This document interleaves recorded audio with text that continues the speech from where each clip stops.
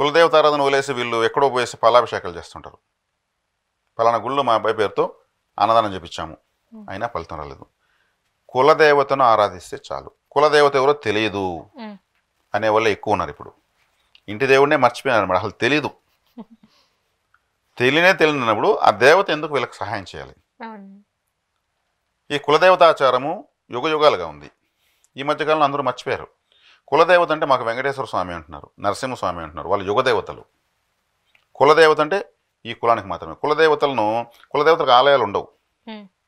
ఓ మామిడి చెట్టు, వేప చెట్టు, రావి చెట్టు, మర్రి చెట్టు కింద ఆదివారం రోజు లేదు వాళ్ళకి ఒక వారం నిర్ధారించబడుతుంది, అక్కడ వాళ్ళు పెట్టి పుట్టమట్టి తెచ్చి ఒక 4, 5, 7, 8 పుట్టల్లో మట్టి తెస్తారు. పాలు తేనె కలిపి ఆ పుట్టలో పోసి నమస్కారం చేసుకుని కొద్ది మట్టిగా తెచ్చి దాన్ని కలిపి పవిత్ర జలాలతో కలిపి బొమ్మరిల్లా కట్టి ఆ విగ్రహాలతో ఆ పుట్టమట్టిన విగ్రహాలు పెట్టి ఆ కులం వాళ్ళు మాత్రమే, వేరే వాళ్ళని పిలిస్తే రారు, మాకు ఆ దేవుడు లేడు మేము రామంటారు.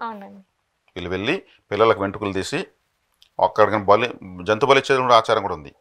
నల్ల కోడి, నల్ల మేకపోతు ఇట్లా బ్లాక్ కలర్ ఉండే తీసుకెళ్ళి వాటిని బలిచ్చి నైవేద్యం సమర్పించి అక్కడే వండి మొత్తం తినేసి వస్తారు. అప్పటి వరకు వాళ్ళని శత్రువులాగా చూస్తుంటారు ఊళ్ళో వాళ్ళంతా. వాళ్ళ ఇంటి దేవుడు పెట్టి ఆ పక్కడ పోవద్దండి, మనకు లేదు ఆ దేవుడు అంటుంటారు. అంత శక్తివంతంగా ఉంటుంది ఆరాధన.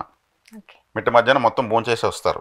లేదా ఆ దేవుడు ఉన్న వాళ్ళు ఊళ్ళో ఎవరు ఉంటే హ్యాపీగా వాళ్ళు కూడా వచ్చి మొక్కుని హారతలు ఇచ్చిపోతారు. ఇది కులదేవతారం. చెట్ల కింద పెడతారు, బహిరంగ ప్రదేశంలో పెడతారు. కాబట్టి శ్రీశైలం మల్లన్నకు తిరుమల వెంకన్నకు సంబంధం ఏముంది? వాళ్ళు యుగదేవతలు. కులదేవతను ఆరాధించడం వాళ్ళ దగ్గరికి కూడా అనుమతి రాదు.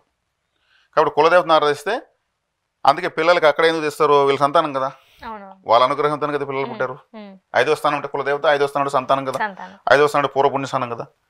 పూర్వజన్మలో పుణ్యం ఉంటేనే ఈరోజు కులదేవత తెలుస్తుంది, ఆరాధిస్తారు. మరి దీనికి ఎలా కలుపుకోవాలి? ఎవరికి ఏ అమ్మవారు స్వామివారు తెలియదు.